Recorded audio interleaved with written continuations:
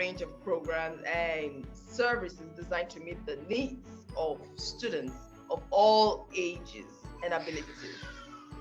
Whether your child needs help with homework, wants to excel in a particular subject, or is looking for a flexible alternative to traditional schooling, Topflighters has got you covered. So, what are the benefits of online schooling? For starters, our platform allows students to learn at their own pace and on their own schedule, which can help to reduce stress and increase motivation. Additionally, online classes are taught and they're taught by experienced and qualified instructors who provide personalized attention and support to each student. And the best part, we offer free trial lessons to all new students so you can try out our platform and see for yourself how effective and engaging our online classes can be. In conclusion, Topflighters Online School is committed to providing high quality, affordable, and accessible education to all students. We invite you to join our community and discover the many benefits of online schooling. Thank you for your attention, and we look forward to seeing you in class. Thank you. Thank you. Thank you. In case you don't know, she is Miss Regina Emiana. Hope I got that right. And then she is the principal and the headmistress for Topflighters Online School.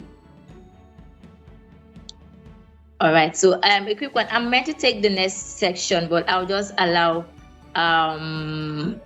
Miss Javitsa would like to go first so that I can manage some other things here. Sure. Would you like me to introduce myself? Yeah. Okay, hold on, please. Before you do that, let's just have this activity. Okay. Yes, let me just go straight to the main slide. Yes, the first activity here we have is the icebreaker activity. So the first thing is I would like that everyone use the comment section to let's introduce ourselves.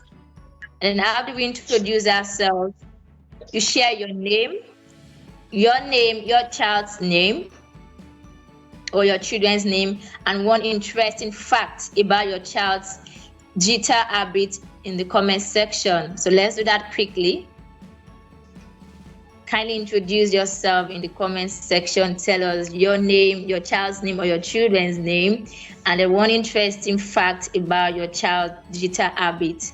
So although we have some myths around amongst us, so you can just write about yourself. Okay, let's get to do that.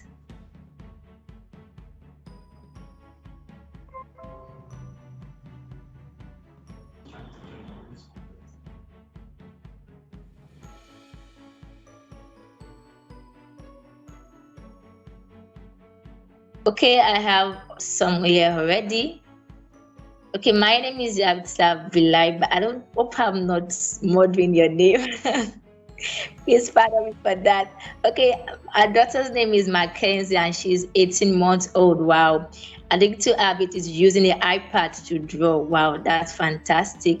Thanks for sharing that with us. Mackenzie likes to draw. That's cool. Yes, all the time. That's all she does. That's good. It helps children to be creative, really. Bring their imagination to life.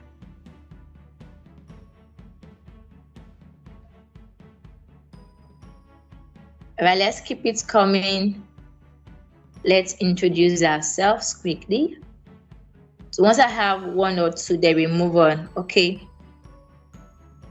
All right, I have Dr. Mary Alice, who's joining from Connecticut today. So she has one 16-year-old son named Kuran, and then she said we have presented as mom and son when he was younger around how to use technology for good. We co-authored a book, Dixit Kids, about our learning journey together. That's so fantastic. That's awesome, ma'am. I hope I'm going to meet him very soon. To be a great pleasure to meet Kuran very soon. All right. So, okay, as just joining, just let's start the ice. Let's join the icebreaker activity. Once you're joining, please just introduce yourself in the comment section. Tell us your name, your child's name, and one habit about one thing your child likes to do about the use of technology. Okay. So while we move on to the first talk, go to talk two. Okay, which is how to bond and find common interests using technology. How to bond and find common interests using technology. And to help us on this is Mrs. Yaritza Vilaiba. Sorry. So she is educator innovation lead at Microsoft Flip. She's an author of she's authored a book on culturally relevant children's book, and she's excited to do this webinar with us. So kindly, you can go ahead, Ma, and present. Let's drop in a round of applause. Let's clap for her. She comes aboard.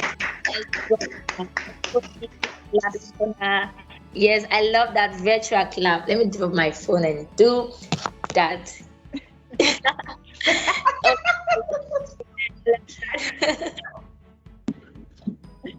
Well, hello everyone. My name is Jarixa Vijalba. It's pronounced Vijalba. I am Panamanian. I was born in Panama, so my first language is Spanish. I am currently an educator innovation lead at Microsoft Flip. My focus is cultural and linguistic diversity. So I work with teachers from around the world on this idea of how do you include every student in your daily lesson plans? How do you ensure that you're using technology in a way where it meets the needs of all students and leads to the success of all students in your classroom and out of the classrooms? And also, how do you use our platform on Microsoft tools to help advance students? So like my next focus is AI, right? That's like the biggest topic everyone else is like focusing on, and how to really ensure that we're introducing it in a way where both teachers, students, and also families obviously understand it. So the way that I believe you should bond with students, and you can bond with your students or children with using technology, is first trying to figure out why they want to use technology and for what purpose. I use technology so much that growing up, I used to take typewriting classes, and my mom used to put me in all of these different classes dealing with technology. And her biggest thing was, what do you really want to get out of it, right? So beyond just the fact that it was fun, it was, how do you see yourself using it years from now? So I used to take up a lot of typewriting, and I realized that when I was learning, my mom would say, well, how can you do that? Or how can you type so many words so quick? And still to this day, I'm helping my mom out with different things. You know, she's retiring and I'm the one doing her pension online, and I'm doing certain things. But there's this idea of, she asked me what was the purpose. And I believe that sometimes as parents, we have to stop making assumptions and give students and our kids the opportunity to say, hey, this is the reason why I want to learn this. This is the reason why I want to do this. And it all doesn't have to do with social media. It can literally be, and what Mary Ellis is going to touch on today, tech for good, and ensuring that we're actually bringing communities together through the use of digital equity and technology. So I'm really excited to be here, and it's nice to meet all of you.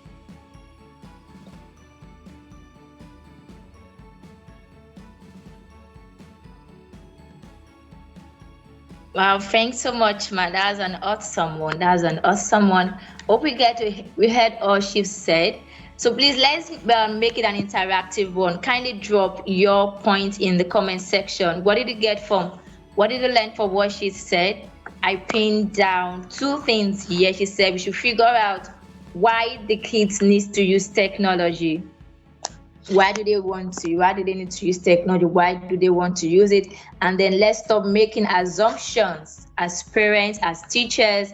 Let's stop making assumptions when it comes to using technology in the class or even at home as parents. All right. Thank you greatly for that section, ma'am. All right. So if you are just joining, welcome. This is the first guest speaker has just delivered a section there. Thank you, everyone. Yes, okay. So let me quickly to my section. There we're going to have Mr. Dion Akintomide. All right, done, please. So let's Hello. stand. I see that. Hello. Hello, welcome, sir. Oh, Can you hear me? okay. Can everyone hear me? Yeah. Hold on, sir. Yes, sir. Okay. Good evening, everyone, and wherever you're listening to me from. Maybe it's good morning in your own continent and country. Good evening, Mr. Um, Akintomide. Sorry, sir. okay. Yeah, I was just trying to introduce the guest speakers for tonight. Once it's time for it to come, I'll let you know, sir. All right. Okay. Yeah, sorry about that. Thank you, sir. So if you're just joining, just tell us your name, your child's name, and that's one fantastic thing your child loves to do with digital tools. Just help us drop that. Okay, so the next activity is this. Would you rather, as a parent, as a teacher, would you rather allow your child to use your children use their digital devices in their bedroom, or restrict all digital devices to common areas of the house? So let's do that quickly. Let's engage with that quickly in the comment section. Which would you rather choose to do? Is it to allow your child use digital device in the bedroom or at other common areas in the house? So let's quickly engage with that.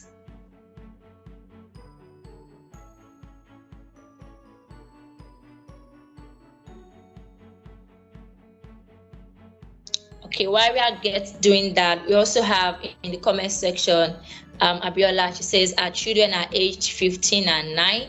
They are fond of going from one game to another and watching movies. Fantastic. Thanks for sharing that with us, Ma.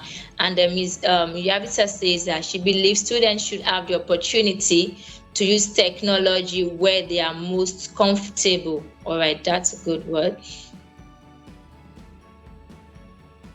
So let's quickly do that in the next 60 seconds. Okay.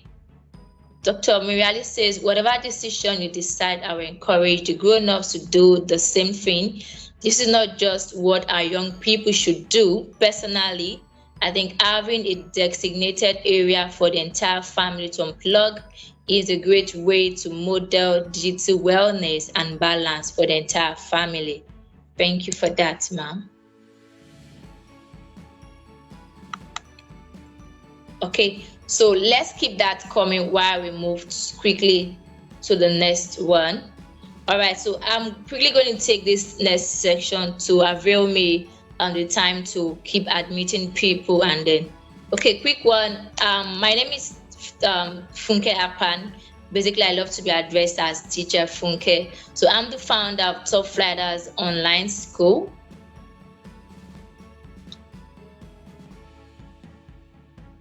Okay, can you still hear me?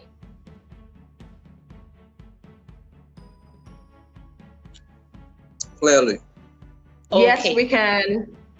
All right, okay, thank you.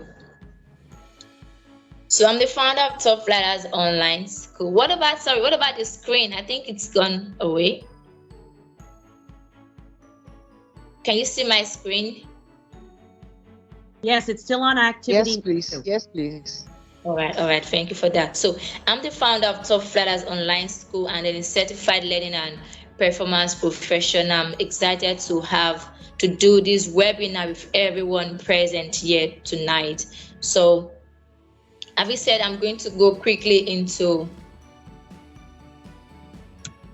my section, which is talking about effective communication in the digital era. Effective parent-child communication in the digital era. I'm trying to put up my screen. I think it's gone.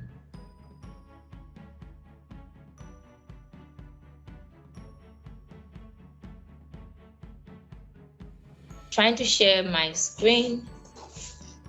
It's connecting back.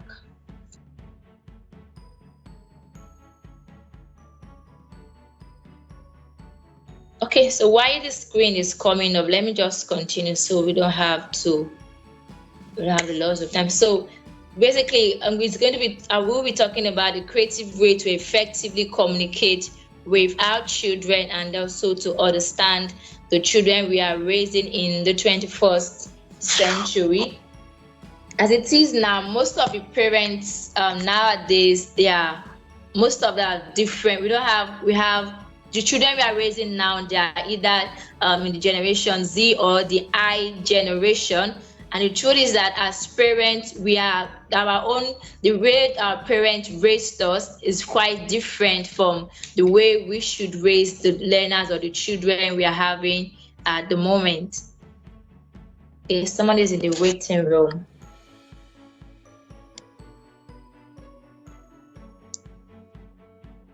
Okay, so while I'm working on that, so another thing I would like us to do is that I would like us to just let me know that we are actually doing this together. Okay, so in the comment section, just help me to drop there what distinctive thing has changed in the way your parents communicated with you and the way you like to communicate with your children nowadays. Let's do that in the comment section. So what then is communication? Communication is a process of exchanging information, ideas, or messages between individuals or groups using a variety of methods such as speech, writing, gestures, technology, and the like. So what has that got to do with parents? It's not only parents or teachers that communicate. Language is a universal. Communication is something we do as in the whole universe. Even animals communicate. As it is now, human beings communicate, animals communicate, almost everything in our world these days communicate. Even the plants around us communicate, the climate, everything communicates. We're talking about communication between parents and their children, so which has to do with exchanging information, ideas between individuals or group of people. So basically, I want to talk about effective communication. So basically, communication is in two areas. We have the open communication and then we have the closed communication. So I'm going to just let's look at the differences between the both. Effective open communication refers to the exchange of information, ideas, or messages between individuals or groups in a transparent, honest, and respectful manner, while a closed communication refers to communication that is restricted or limited in some way. So as parents in this time, we need to imbibe the effective open communication. We need to have a home whereby our children are so open to discuss anything, any subject with us. So if we are not able to have an open communication in the house, that means we are going to lose our children to the world. We're going to lose them to peer influence. We're going to lose them to the evil things happening on social media. So in our homes as parents, we need to imbibe effective open communication. That is ensuring that we have transparent, honest, and respectful way of communicating, of exchanging ideas or messages within the home. So how then do we achieve effective open communication? Number one is that we need to role model it. We need to be a role model. As parents, naturally, we are meant to be role models to our pupils, to even everyone around us. So effective open communication has to be something that if we want our children to be open-minded towards us, that is something that we need to practice as parents. So if we do not practice that as parents, there is no way we can transfer such skills to our learners, not to our children rather. Not forgetting that communication is a skill. It's one of the 21st century skills, and the children we are raising right now are in this age. So that's one of the skills they need even as they grow up, whatever they do, as even in the workplace, even at school, they need communication. They need it as a very good skill. So we need to role model this even as parents while raising our kids. Then aside that, also we need to make ourselves available. We need to make ourselves available as parents. I know that the age we are in is it's not really very easy to have parents at home almost all the time. But what about those times that you're at home with your kids? What do you do? Are you always on the screen 247? Even when you have probably the child goes to school and they come back 4 p.m. and we know that most times that's the time that parents to come back from work. So at that time, instead of we being on our screen, even instead of the children to being on their screen, we can also engage them in conversations even while they are in the kitchen with us or wherever we are together. So let's make ourselves available to ensure effective communication with our children. Then the third one is that we need to communicate at our child's level, both verbally and physically. Okay, so as parents that we have, it's not enough just to communicate with our children. We need to meet them where they are, their level. If you're having a 1-year-old child, for instance, the way you communicate with that child will be different from the way you communicate with a 10-year-old child. So communicate at the level that the child is at the moment, and then not just verbally, even physically. They're not stopping us from stooping to that particular side of the child. What if we just bend down to listen to that child? What if we stoop to hear what the child has to say? Then we need to learn to listen. Communication, this is very a crucial thing when it comes to communication. Listening, we need to have listening ears. We need to give our children listening ears, and if we do not do that, other people are going to give them that.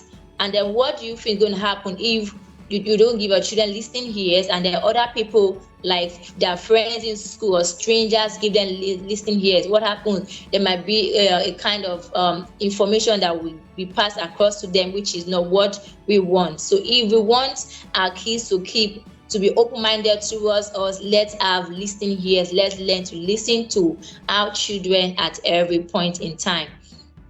Then also we need to see communication as a means to collaborate, not to compete. We need to see communication as a means to collaborate, not to compete. Okay, so what does that has to do when it comes to parenting? That means that we need to sit together with our children. This is it. For instance, there is a particular topic or something your child does. Okay, you're meant to sit together as a family. Okay, you listen to the child's opinion and let the child listen to your own opinion. At the same time, we come to an agreement. So in the home, we shouldn't see that as a way of competing, like what was being done on the olden days. You compete, I'm your parent, I'm older than you, this, that. No, let's work together. Collaboration means working together as a team. So we need to do that as a team, as parents. Then the other one is that we need to encourage our children to trust us. If you don't give them listening ears, they will not trust you. If you make yourself to look like you're competing with them, you make yourself to look like you're the boss. Okay, you have this boss attitude. They're not able to come to you to speak their mind. Then they might not be able to trust your judgment at all. Then also we need to create partnership with our children and not leadership.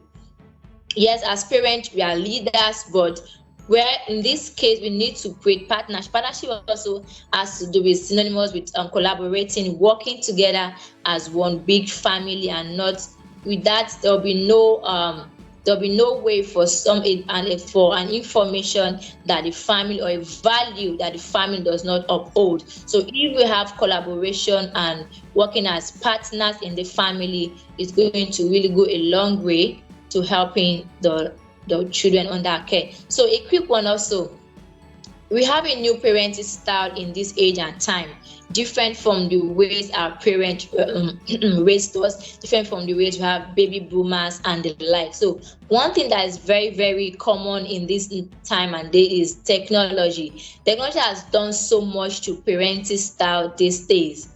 One thing is that when it comes to technology, what happens? It brings instant gratification. We're in the age whereby everything is done instantaneously. gone are those days whereby, for instance, while growing up, you tell your mom, please, how do I do this? Then you have to start talking this, that. But nowadays, you don't even need such. What parents do now is just tell the child, just Google it, you have information. And even sometimes the children might want to ask us some questions, but they already know that if they come to us, we tell them just Google it. So what happened? There's going to be a gap in our conversation. There'll be a gap in our communication. Okay, someone is saying, I'm not hearing anything. Can you all hear me? Sure, we can hear you. Thank you, sir. So there will always be a communication gap if we are not open to our children. And then what technology is doing to our age and time is that it affects the children's stimulus. What happens? Images that we see on screen, the videos, everything. Have you ever imagined, okay, even nowadays, if a child is crying, what's the next thing we do is to give a child a video or games to play with. So technology these days help the kids to be focused. So if we are not able to help them to be focused on the right thing, that's going to be dangerous for them even in the future. So even though we have access to these tools, why don't we channel those tools to the right thing that we want those child to do? Why don't we channel the usage of those tools to things that will build the necessary skills in them even as they grow up? And then another thing is that when it comes to technology is that take for instance social media. If you have teenagers that are on Facebook, TikTok, and the likes, what really motivates them is the likes, the comments that they get to see on their posts. And then what happens is that it has a negative impact on these children. So what about those days whereby there are no likes, there are no comments, there's no one to share that post? Then what happens? They become moody. I even heard of a child who committed suicide due to his addiction to social media. So these are some of the things we need to discuss with our learner or with our children, some of the things that we need to discuss with them to ensure that there is no gap, there's no vacuum in our communication with our children. Then lastly, is that when it comes to technology and social media that I just spoken about, they equate some of these likes and comments to their own self-worth. They see that, I made a post yesterday, nobody's liked my post, nobody made any comment. That means that I'm not valuable. That means my self-worth, I'm nothing. And that's one of the things that brings about children committing suicide nowadays. What if they don't get those likes and comments from social media, and then they're able to get those likes, those attention and love from their parents? What's going to happen? There's going to be a reduction in the number of children committing suicide nowadays. And lastly, parents, we need to communicate using empathy, which has to do with walking in these children's shoes. We need to always have a time whereby we reflect on, okay, when I was a teenager, what I think I've done this at one point or the other. So let's communicate with them using empathy. Let's put ourselves in their shoes. Okay, when I was a teenager, I think I've done this at a point. Okay, why did I do that? How was I able to overcome that? So those things that did not work for us while we're growing up, let's ensure that our children do not go through those things that didn't work for us. Let's ensure that their own childhood or teenage age is something pleasurable to them. And then in conclusion, I'm going to end by saying that collaborate with your children, do not compete with them.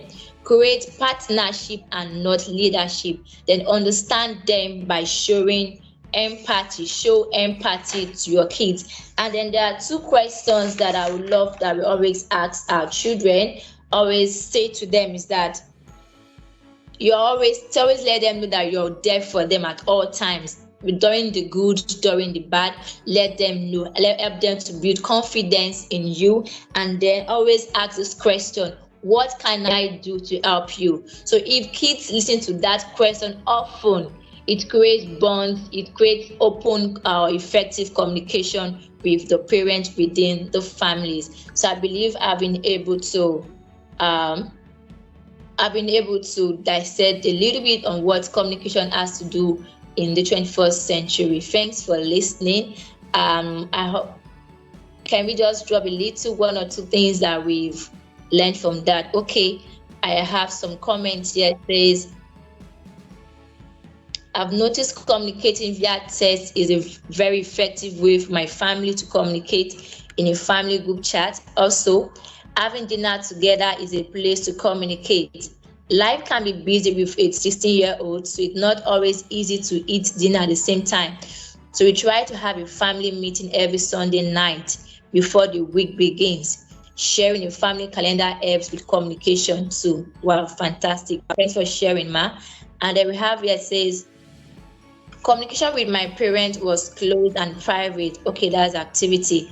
Technology was not as advanced then as it is now.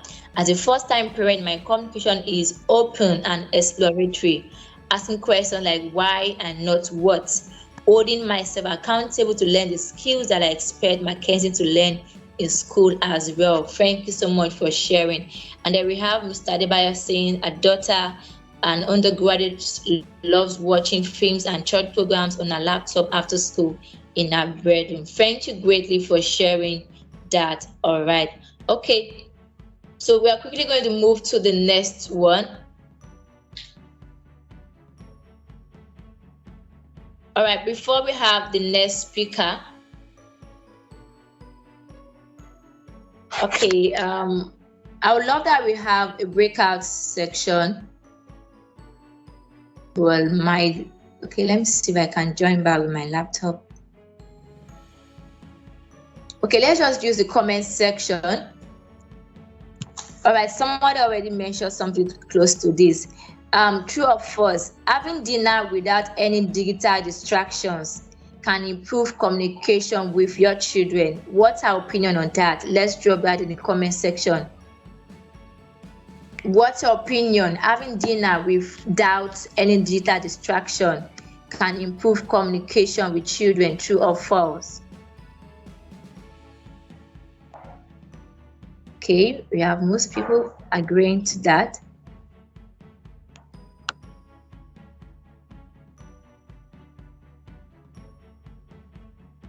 Okay, true.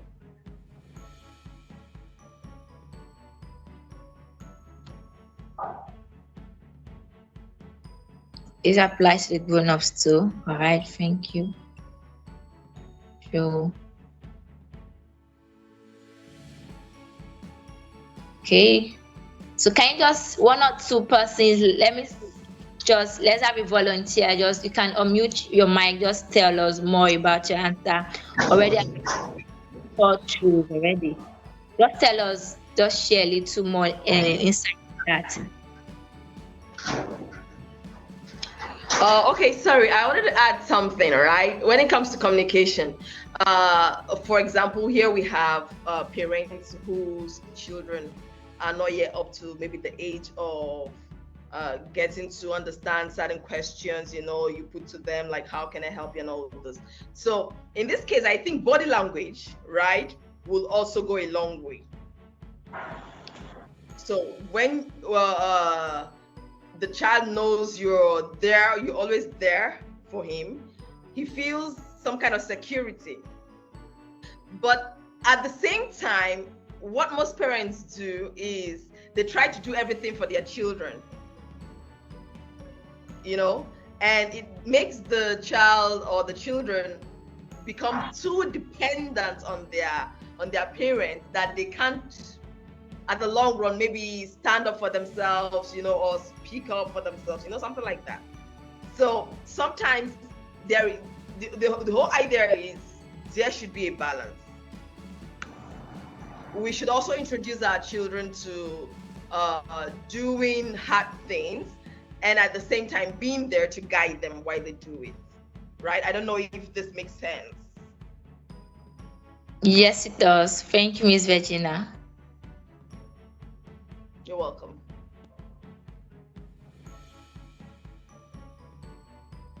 Okay, let's have one more thing on the other activity. Let's just have one more person share their thoughts. Having dinner without any digital distraction can improve communication with your child. Do we have any other person to share with us? We have like 1, 2, 3, 4, 5, 6 yeses. Could you please just unmute yourself and talk to us more on that? We want to actually have a breakout section on this. I'm still trying to connect my laptop. So anyone willing to share?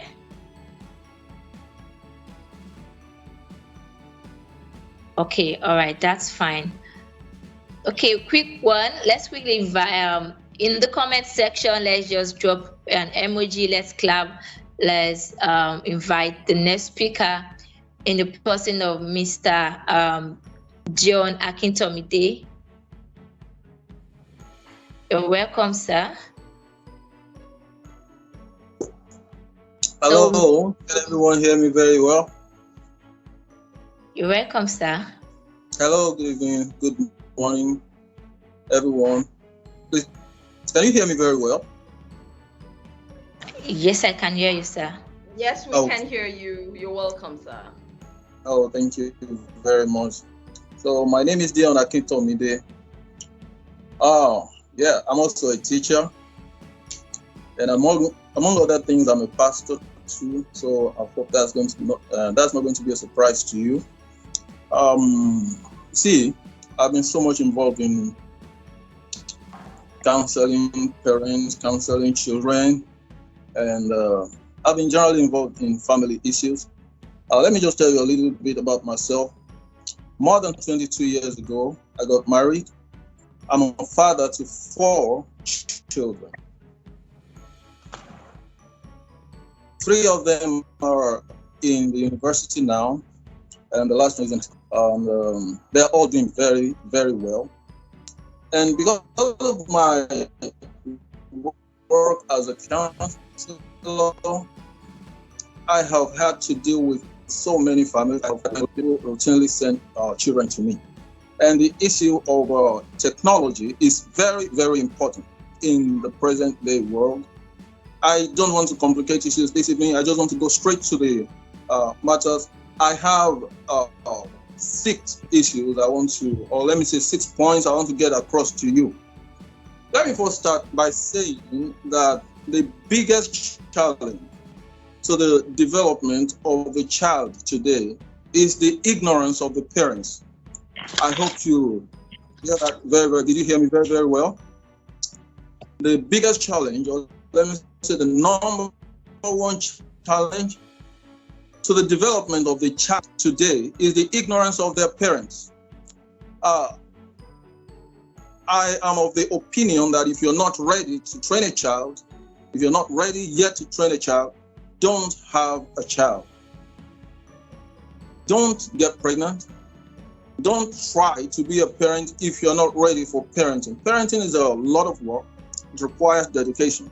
And the world has become so much complex now that if you want to raise a child, if you're not careful, if you're not really there for the child, if you don't do what you're supposed to do, then you're going to fail. And your failure is going to snowball, and it's going to really become a bigger failure in the life of that child, and it's going to make the world a worse place to live for everyone. Now, I believe parents should learn parenting. If you want to become a parent, try to read up, try to learn, try to acquire at whatever level. I'm still learning. I've been married for more than 20 years, more than 22 years. If you've been married for more than 30 years, you still need to learn things. You still need to learn communication. You see, because along the line, something about parenting is this. Please listen to this very, very carefully. You cannot say you have known it all. You have learned everything and you're a perfect parent. That's why no parent should try to, just put themselves on a pedestal as the expert. No one is an expert at parenting. So, I want to quickly get something across to you. I said 3 points. See, about this issue we're discussing. As important as technology is, it is like, onions in the kitchen, and that helps you to cook your food, can be used to kill a person. It can hurt you, it can cut your fingers. There are so many things that can happen that you don't want to happen because you're mishandling the equipment or the utensil. Every useful thing in this world can be misused, and when they are misused, they cause hurts to people. That's the same way you have to see technology. Now, we're talking about technology in the life of the children, as it has to do also with the parents. The number one thing I want to call your attention to, the number one thing and the number one point I want to make is this: do not underestimate the capacity, especially the mental capacity of your child.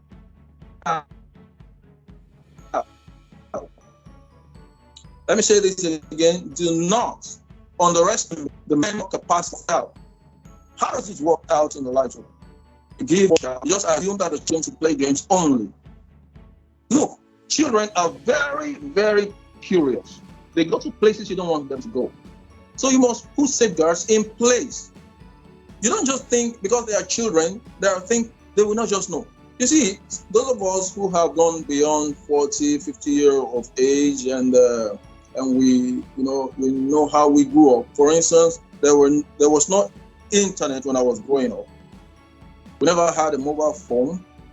All these things that people enjoy, that children enjoy today, that they're exposed to, were unheard of in those days. They were the stuffs of prophecies and predictions in those days, and sci-fi. But right now, they are a reality, something that the children can hold in their hands.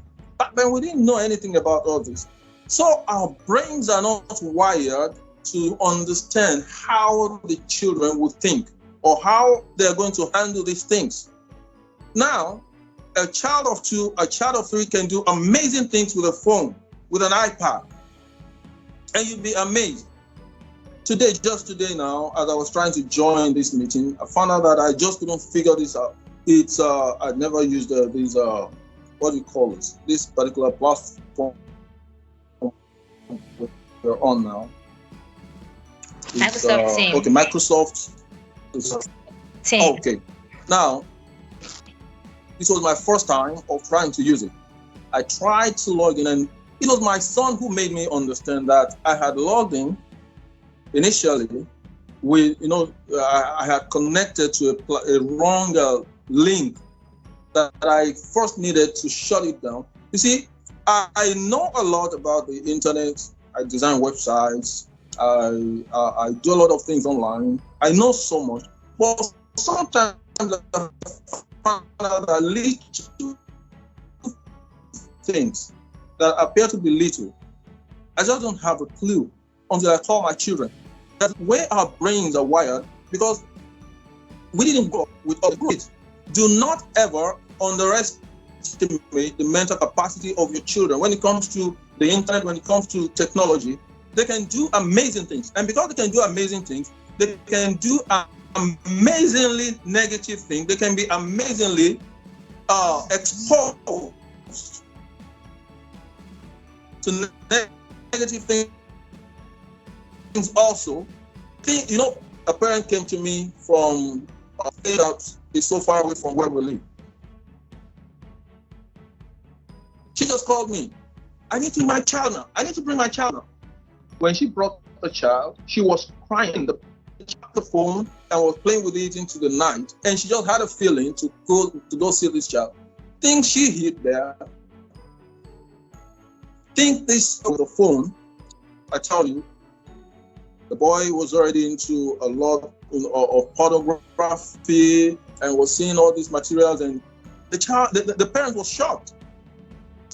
She gave that phone without any safeguard, thinking that the child will not know how to navigate the thing. But the child went, into those things. What you need to understand is this.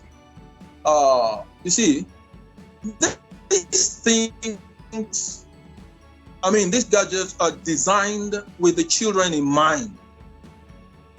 I read at some point, maybe you have seen the articles, maybe you have seen publications along that line. Bill Gates never let his own children until they got to high school. Those are the people who made these things, but they would never let their children use them until they got to a certain age. That's very, very important. Now, The average Joe will just, because he has money to buy these things, will just give them to his children at a very, very tender age and corrupt the mind of the children. This is very important. So don't ever underestimate the mental capacity. What this is saying is that don't give them these things without supervision. So I'm still coming there. Let me just not jump ahead of myself. Now, point number 2. Listen, do not leave your child to answer his or her own questions when it comes to technology. Children are very curious, like I told you. Children are not to answer their questions. Let me tell you something I promised myself and my God when I was still when I was a new parent and I started to raise children. I noticed that my girl, my firstborn, started to ask questions a lot, just about everything. I also noticed something. Other children belonging to other parents also ask questions. But I noticed that this parent will just shut them down.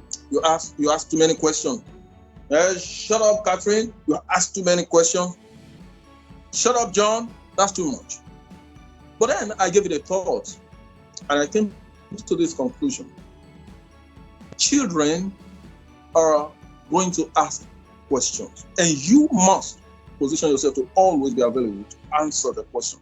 If you let them start to be answering their own question, listen, they are developed enough to answer questions.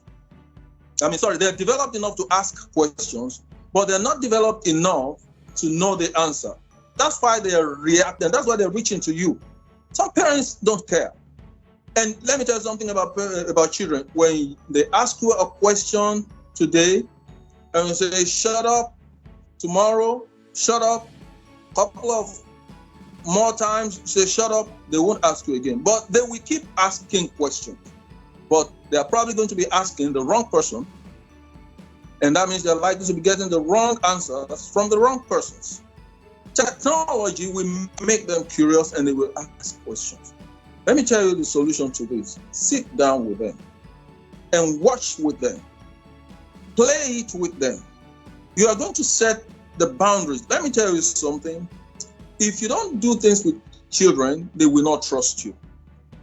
It is when you do things with children that they respect you. If you don't come into their world and they don't believe you understand them, they will hide things from you. That's why parents need to really sit down. And you see, this technology is not something you just hand over to your children and trust them with it. I'm not saying distrust your children, but I'm saying let your children trust you. That's very, very important. So again, my point number 2 is do not leave your children to answer their own questions about technology or about anything for that matter. Be patient with them. To you, some questions are stupid, but they are very meaningful to the children, and it matters to them. And because these questions matter to them, you must treat the questions as important. When you treat your child's questions as not important, they will not ask you questions again. They will not ask you the questions again. They will ask somebody else, maybe their friends out there or whatever, and get the wrong answers. So come down to their level and identify with their level of knowledge. Point number 3, do not let other people be the primary influence in your child's life. Let me say this again. Do not let other people become the primary influence in your child's life. You see, today you see parents and children having this emotional disconnect. They're not close. They grow and then they outgrow their parents. The reason is this: there was never a strong connection. So it's easy to disconnect. When you see a child who just breaks away anyhow, who just disconnects from the parents anyhow, that is the reason. In this issue of technology, do not hand your child's, let me call it, technological destiny now to another person. A teacher may teach your children It may be the, what do you call it? Maybe data analysis teacher in school, data this or that, or computer teacher, whatever in school. Listen, one thing parents need to understand is this. Like I said, parenting is something you have to also learn. Go out of your way to get better. Be a better parent. Become a better parent by learning about parenting. Don't just assume that because you get out to a child, you are just the kind of parent you are supposed to be. No! Everything in this life must be learned if you want to be good at it. And that includes parenting. Now, you have to go out of your way to learn about the things that are so important to the development of your children. This is the 24th century, 2023. You cannot afford not to know about certain things. So you go out of your way and learn them. This is important. Now, if you let other people be the primary influence in the life of your children, they are going to be the controlling influence in the life of your children. Eventually, you lose those children to whatever those people are believing. And God forbid that they believe the wrong things, antisocial things, things that are going to hurt the children in the long run. Well, that's how your children will develop into the wrong thing too. So those are the 3 do's. Let me quickly give you the 3 don'ts. Number 1 is this. I hope everyone is with me, you're listening, and you can hear me very well.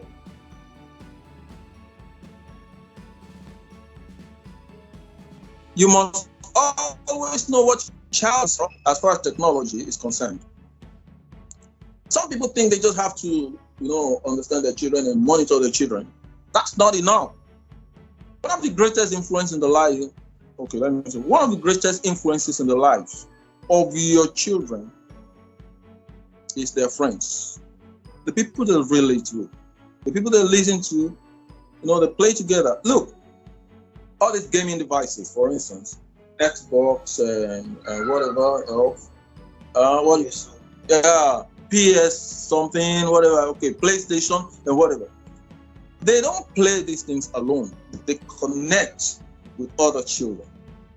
And sometimes there are other games that are actually harmful to the moral development of the children. Lives are being molded. Destinies are being shaped. Because children are sitting down in their house, connecting with others, even on other continents, and dealing with the wrong things through technology. So you have to know your children's friends. At least you can know those who are in the same class within. Those your children are close with. The girls, the boys, the people that he visits, you have to know them. You have to try to understand what kind of parenting do they have. My son, who is in his final year in the university now, when he was in the secondary school, had friends. And I noticed that some of these people were bullies. Look, a lot of people think their children are the best. You may think your child is the best, but you don't know who your child is until you know who your child's friends are. Because they usually form this group together, and they tend to think alike. When you see children, grouping together, being friends, I'm sure when you were in school, you remember there were people you relate with who were exclusively your friends. You belong to their group. You will tend to think together, to think in a certain way. Bullies think alike, for instance. Children, there was a time, for instance, in my child's, when he was in primary school, was this in secondary school, early year or something, some of these boys would bring their phones to school and they'll be viewing pornography in class. And they'll be giggling over the phone. So my son found that out. He saw this thing. He tried to withdraw. But eventually, they even pushed him away. They said, you're a pastor's child, you're this, you're that. But my son was able to tell me, and I was able to rightly counsel him because we had this close relationship. And that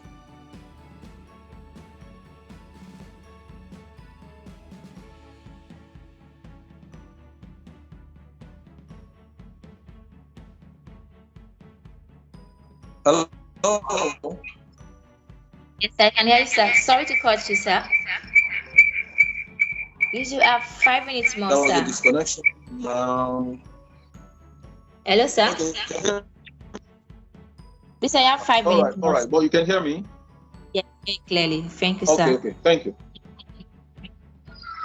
So, I'm talking about the things that happen among the children.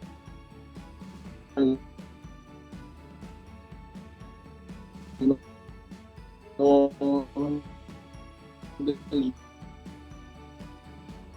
grouping together and the way they think. Don't try to know your child only.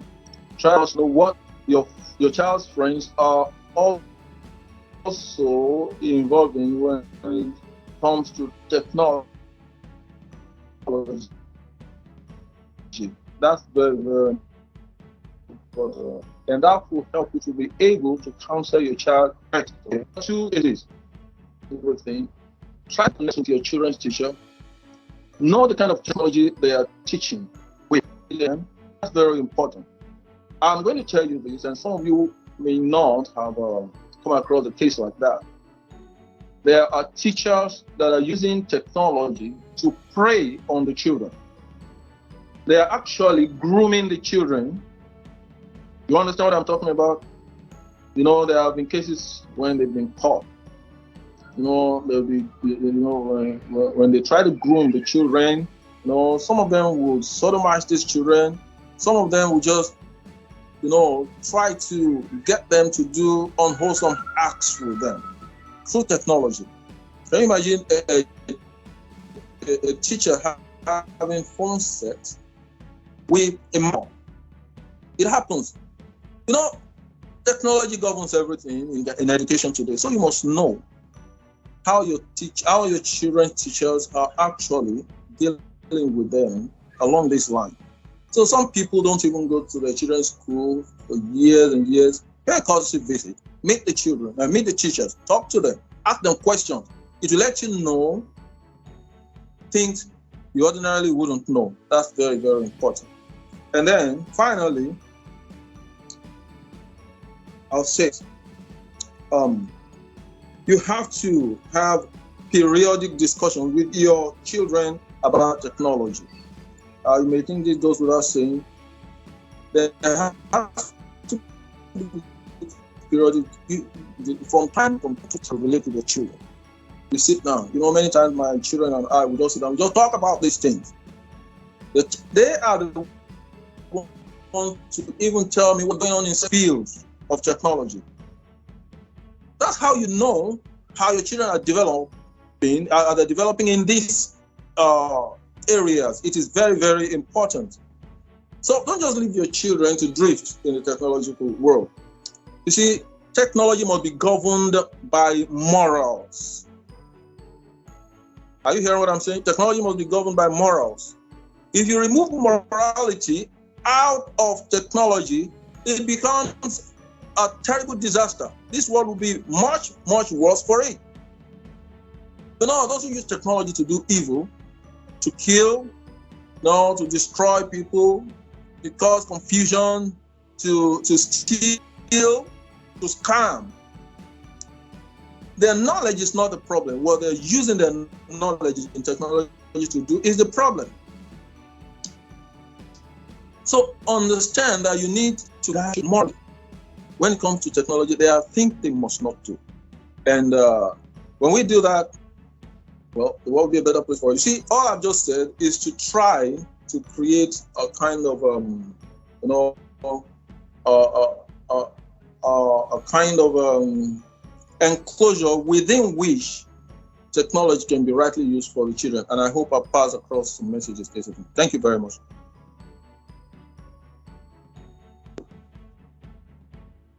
Wow, that's an awesome one.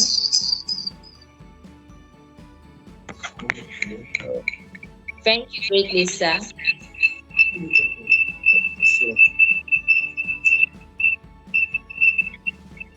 Okay, let me. All right, thank you so much, sir. That's an insightful and enlightening one. Okay, that's nice.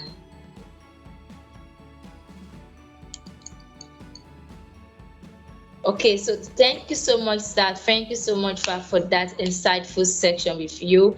I wrote so many things from in my notebook, some of which are always position yourself to answer your children's questions. So please, let's make use of the comment section. What is that one thing, one or two things that you're able to learn from this section by Pastor John Akintomide? Please, let's use the comment section. Please, let's do that quickly. So my own point, like I wrote in the comment section, says have periodic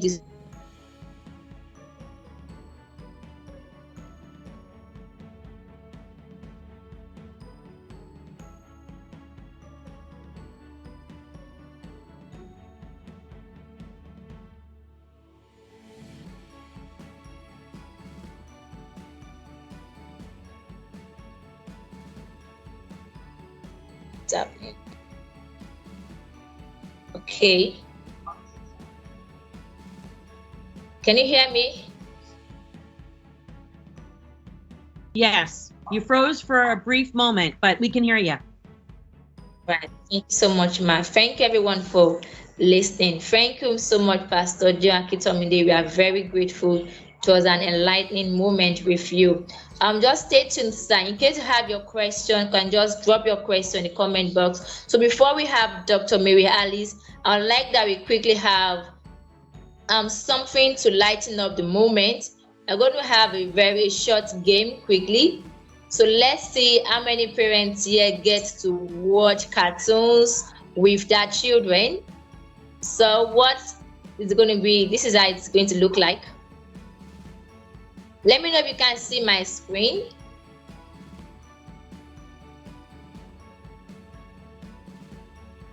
Can you see my screen? Yes. Okay. So we're going to do this quickly. Everybody, I need your participation here. So you are going to tell us one, it's in two phases. It's either you sing a song from your child's cartoon, or we do the other one, A to Z. You mention a cartoon that starts with A. Or okay, let's just do it this way to make it more easy for everyone, to make it easier. Just pick a cartoon that starts with an, okay, once one person starts with A, then the next person is going to start with B. So who's going first? A cartoon, let's say cartoon that starts with A. Quickly. Should I go first? It could be a cartoon, it could be a movie whose titles begins with A. Okay, let me should I go first? Who's going first? Okay, I'll go with I think there's a movie called Avatar. Am I right? Okay, so B, who's going for B? A cartoon or movie with the alphabet B. Bugs Bunny. Bugs Bunny. Okay, I'm not sure I've heard that. Really? Oh, sorry about that. All right, let us see. Maybe I should start calling people by the names. Then we go. A, B, C. Who's next? A cartoon character with C. Let's see how much you are involved with what our kids watch on the TV or on the iPhone, on our mobile devices. Who is going letter C? Should it pass letter C? I need our active participation here. Can you hear me? Yes, ma'am. Aside Dr. Mary Alice, any other person, can you hear me?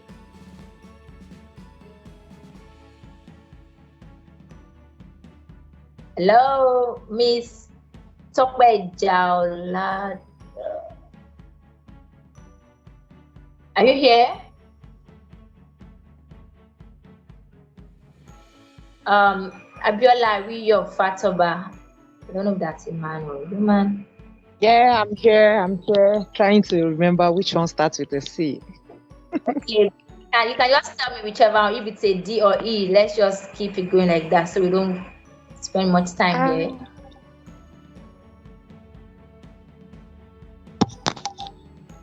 I don't get to say Barbie, but like someone has said it. I don't want to go back. Yeah, it's fine. B. Okay. Thank you, that. Okay, I'm seeing Captain Hook, wife, letter C. Thank you for that. Okay, another person then. D. Letter D, letter D, letter D. We can pass it. If it's E, you remember, just let's to keep that going quickly. If it's E, if it's F, anyone. I know B also Ben 10. I know T, Tom and Jerry. Try that one again. SpongeBob SquarePants. Yes. SpongeBob SquarePants. Mr. Beans. Yeah, that was Mr. Bean Rider. That's in our age. Try that one again. Spider-Man, Superman. Yes, how would I forget Spider-Man, Superman? I remember Batman. I love this Incredibles. Yes, the Incredibles. Indomitables. Okay. All right. So let's quickly move in quickly. Yeah. So with a round of applause, a virtual clap. Let me just do the way she did the other time. Let's welcome Dr. Mary Alice. Yeah, let me just do a brief introduction about Dr. Mary Alice. Okay, our topic is on creating technology balance. Okay, no, that's for custodian. All right, so the next person we're about to listen to is Dr. Mary Alice Kuran, and she is a global connector behind Digital Citizenship Institute, and herself and her son co-authored Dixit Kids. Like she told us in the beginning that she authored, herself and her son co-authored this particular book, and then they've been attending webinars together. Aside that, also she's also one of the board of directors at Topflighters Online School. So she's based in USA. So the next voice we're going to hear now is that of Dr. Mary Alice. It's a pleasure to have you. You're welcome, ma. You can also use your emojis. You're welcome. Very happy to be with you today. Ma'am, good to see you. Is there anything in particular you would like me to address, or should I just go with like what I do with the Digital Citizenship Institute and that connection with Top Flight? Okay, ma'am, what we can do both. One is how to have a media balance. A media balance. Okay, about digital wellness. That's perfect. So I just to reiterate, I have been in this space for a long time, and I was a faculty member teaching teachers here in Connecticut, the United States, around using technology. And at the time, I was also a relatively new mother. So what I was doing professionally, I brought, back into my home. And that idea of learning side by side with my son, I know that a lot of apps will say that you need to be 13 years old before you can use an app. But what we chose to do as a mother and son was we created a mother and son like social media account, so that in many ways, I know I use the analogy about a bicycle. So when you learn to ride a bike, you have to figure out that balancing act. And at some point, somebody's holding that back seat, the bike seat, as you're figuring out how to balance and pedal. Well, we made a decision as a mother and son that we weren't going to wait until he was 13. We were going to practice the rules of the road together, side by side. And as a direct result, we co-authored a book together, but we also, have traveled many places. In fact, we've been to Nigeria back in 2017. We came and we hosted in Lagos what we call a Digital Citizenship Summit, where an entire community comes to learn together. And we went as a mother and son. So my son, he was in elementary school. He was probably about nine or 10 when we went to Nigeria together. And we put on these workshops about talking about the importance of using technology for good, not just at school, but we came at it from the perspective of being at home for parents. And so that idea of digital wellness and balance, I can't emphasize enough that idea. I know I put it in the chat of this isn't just what our young people should do, like the grown-ups need to do this. So if you were going to have a contract and you were going to come up with, you know, some rules, a list of ways that technology is used in your home, it has to not just be for your child or your teen. We need to model this as well. So I talk about how many times as grown-ups you catch yourself telling your child or your teen or even your spouse or your partner, oh, hold on, I have one more thing, one more email I need to answer, or I have this one more call I have to take. We are really awful role models as grown-ups. And so it is on us to really be mindful of specifically modeling when we are unplugging. So, you know, to come up with a space that the entire family uses where we recharge our devices and we unplug. A lot of times I will specifically, as a mom, if we were to go to a sporting event, I will say specifically, I am leaving my device. I am going to be, whether it was a sporting event, it could be a musical concert, I am leaving my device on purpose because I want to be present, right? Like we're going device free. And if we don't have those types of conversations with our young people, then they're never going to see that modeled in action. So that idea of being balanced when we are plugged in, and this is why I'm excited to work with Top Flight, when we are plugged in, it's meaningful, it's deliberate. We are helping our young people learn how to be not just consumers of social media, but creators, content creators. And we're providing them opportunities to solve real problems in local, global, and digital communities. And that, to me, is how we really use technology for good. So it's something that we do at school, we do it at home, and then the grown-ups at home say, oh, wait a second. When I go to work, I have a responsibility. I have the same responsibilities when I go to work. And so it's, what I really like is this is an opportunity, no matter how young or old you are, to have a willingness and a disposition to say, I might not be tech savvy, but I am willing to learn alongside you. And that could be learning alongside your child, your teen, your colleague. But this is an opportunity to bring these different layers, continue to add layers to make a difference, a positive difference. I always like to use the analogy of skipping stones. And when you skip stones, you've got that ripple effect. Well, the speaker before talked about, like, you know, a knife, it can be harmful, but it also, you know, can be used very effectively. Well, the same thing with creating ripples, our words and our actions. Yes, there are things that we should avoid because what can happen can be really negative and have a ripple effect.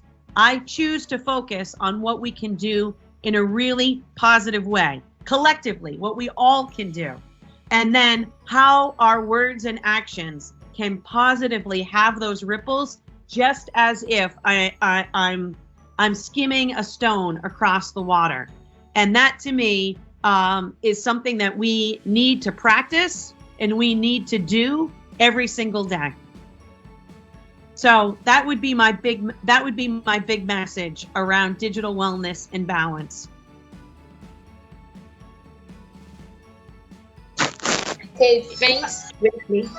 Yes, All right. there was only one thing I added. It also overlaps perfectly with mental health.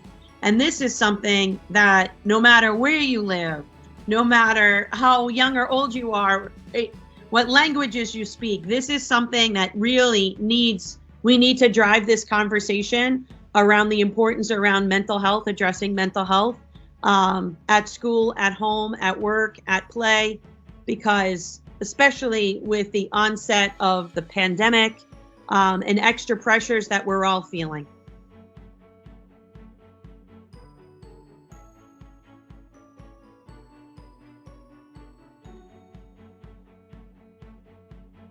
Thanks greatly, Dr. Mary Alice. Thanks so much for that. It's also an insightful one with you. So I've been able to do a little jottings, and I don't know if we have any questions for any of the guest speakers. Let's keep the questions coming in. So from Dr. Mary Alice's section, she's mentioned so many things about digital balance. She's mentioned that we as parents, as teachers, we need to model the right use of technology. If we want our children to use technology for good, then we need to model the right use. Then she also mentioned that our kids are meant to be creators of knowledge on social media or on the internet, not just consumers. They shouldn't be there just to consume whatever they see on the internet, but they should also create. They should be creators of knowledge. And then she said that we should be willing to learn alongside our children, willing to learn alongside your kids. Just like Mr. Pastor Kitomde said earlier, even as the other guest speaker said, let's be open-minded to explore with our learners, with our children. Let's not just see it as technology is for the younger generation alone. Let us explore alongside our children. If we do that, it's going to be it's going to help us a long way. And then we should choose to focus on the positive. Technology has its good side and the bad side. So if you want to use tech for good, let's ensure we focus on the good side, on the positive side. And then lastly, she mentioned that it also could affect our children's mental health. That is why parents need to be involved in technology. Like was said earlier, ensure that you make discussions around the right use of technology with your children. She also mentioned how she was able to model the right use of tech with her son. So as parents, let's do this also with the children.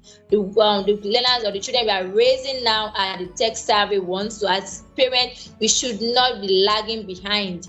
If there's something that we need to learn, let's learn. Let's grow alongside with these children. It's going to help them a long way. It's going to prepare them even for their future. Okay, and then that is going to, once they are speaking with their friends or colleagues, they're like, oh, my mom is tech savvy, my dad is tech savvy, blah blah blah. So let's ensure that we do things that will make our children to be proud of us. Okay, so we've come to the end of this section. So quick one, do you have any question for any of the guest speakers? Thank you greatly, Dr. Mary Alice, for that insightful section. Okay, so let's go quickly. Do you have any question for any of the speakers for tonight?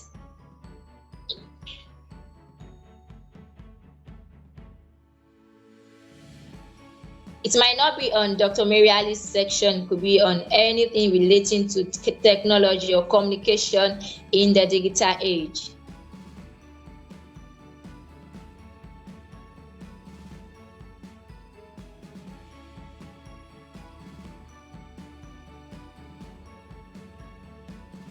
Questions, questions, questions.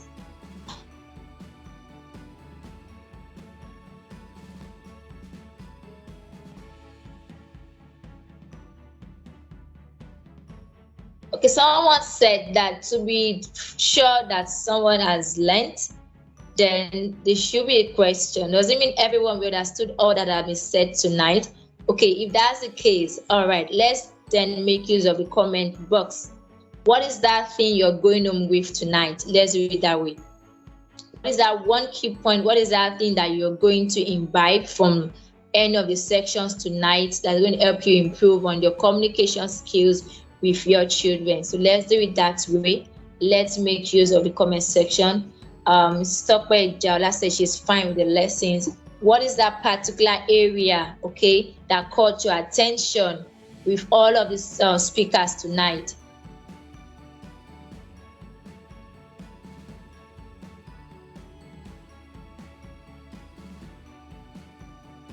So while I think some people are typing, so while that is coming okay, let me just quickly, okay, learning with my kids is a good way to go. Okay, thank you, sir, for that.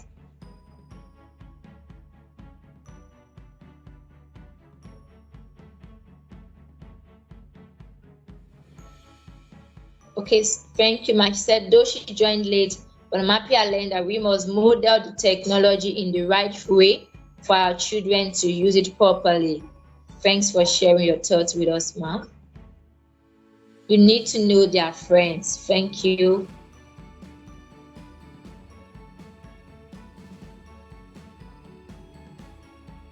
Let's keep it coming.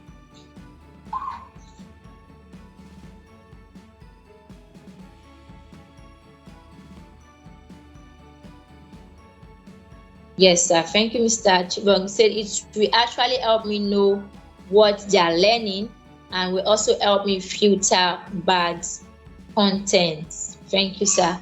As it is now, we can't trust all of the media information we are getting these days. So if parents are not involved, our kids might be consuming the wrong knowledge or information. So we need to be involved in whatever their knowledge they are consuming on the internet. Yes, you must be ready to answer their questions. Yes. Do not leave the children to themselves or to their teachers alone or to their friends to answer any question they might be having.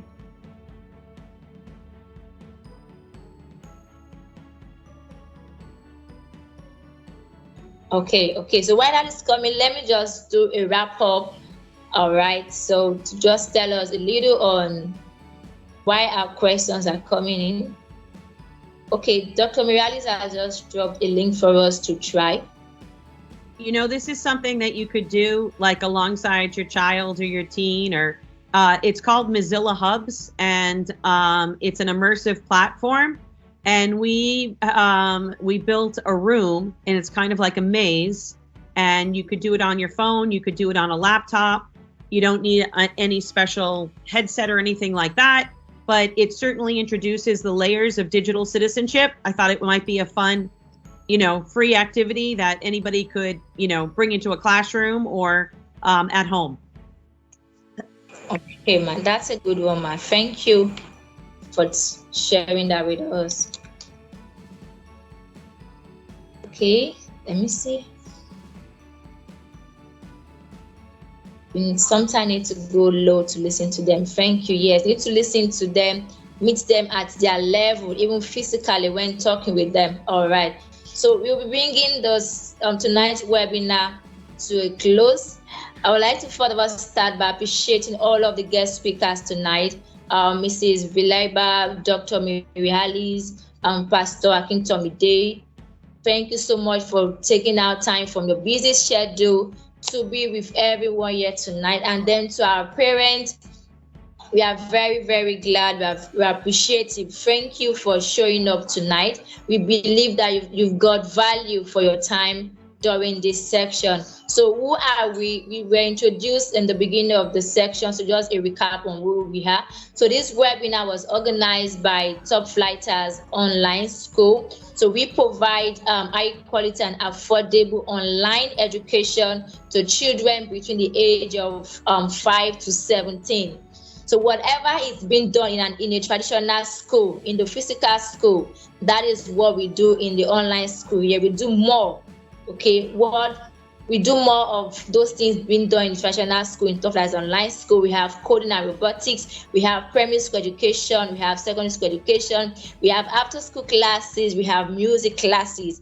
And one other thing is that Dr. Miralis mentioned digital citizenship. It's a subject in the Western world, which we don't have here in Nigeria. Basically, the pandemic just opened our eyes to the use of technology. Most of us, or the children, let me say it this way, the children were just like an awakening to the use of technology. And the truth is that before the kids should master the use of technology, there's some information that they should learn. So that is what Dr. Miralis does in our institute. So we are partnering with her, and then one of the things is that she's one of the board of directors on Topflighters Online School. So we have so many topics, so many things that the children can learn while online. And then online education is a future of education, learning from the comfort of your home. There is no need for challenge with commuting your children. We have these days that children do have enough sleep. We can achieve that via online education and just more. So one thing is that everyone who has participated here tonight, you have the privilege to be a part of our free trial lessons.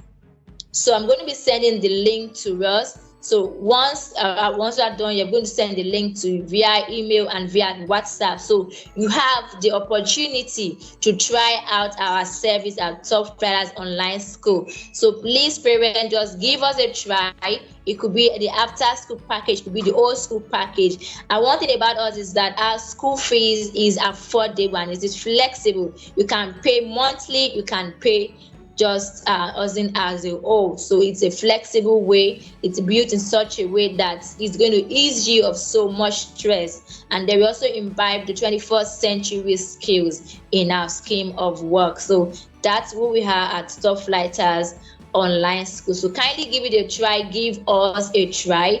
Like it's always said, that a trial will convince you. Okay, so we're going to draw the curtain this night. Thank you so much for being a part of tonight's webinar. And I'm also going to be sharing a link to get more of your comments. What's your take home from tonight's section? Although some of you have put that in the comment box, but please, we'd like you to do more. Thank you so much. And lastly, don't forget to follow us on our social media and those at Topflighters School and Topflighters Online School.